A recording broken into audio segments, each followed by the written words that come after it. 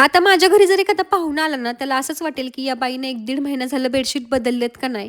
Bedsheet बदलल्यानंतर ना 1 ते 2च दिवसात बेडशीटची हालत बघण्यासारखी असते. आता ज्यांच्या घरी लहान मुलं आहेत ना, ते हे समजू शकतात. आमच्या आत्याला जेवण पण बेडवरती करायचं असतं, ड्रॉइंग पण बेडवरती करायची असते. लास्ट टाईम तर तिनं बेडशीटवरती नेल पेंट सांडलं होतं आणि बाहेरून खेळून आलं, की बेडवरती आहे असं नाचायचं. म्हटलं आज जरा डीप क्लिनिंग पण करूयात आणि बेडशीट पडदे धुवायला सुद्धा टाकूयात. आता उन्हाळा चालू झालाय त्यामुळे घामाच्या वासामुळे खूप इरिटेट व्हायला होतं. त्यामुळे मी हा केमिस्ट ॲट प्लेचा ओडर कंट्रोलवाला बॉडी वॉश वापरते. याचा वास तर खूप छान आहे. याने घामाचा वास पण जातो आणि घामामुळे जे बॅक्टेरिया तयार होतात ना, त्याचाही नायनाट होतो आणि दिवसभर स्किन हायड्रेट राहते आणि एकदम फ्रेश फील होतं.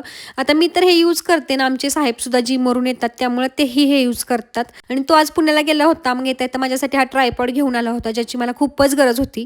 आज दुपारचं जेवण एकदम सिंपल होतं. ते म्हणजे चपाती, भेंडीची भाजी, शेंगदाण्याची चटणी आणि सोबतीला होती भेळ. आता आद्याला मी भेळ खाऊन देत नव्हती, त्यामुळे पप्पा आल्यानंतर माझी तक्रार ती पप्पांपाशी करत होती आणि ते पण एक्स्ट्रा मसाला मीठ लावून.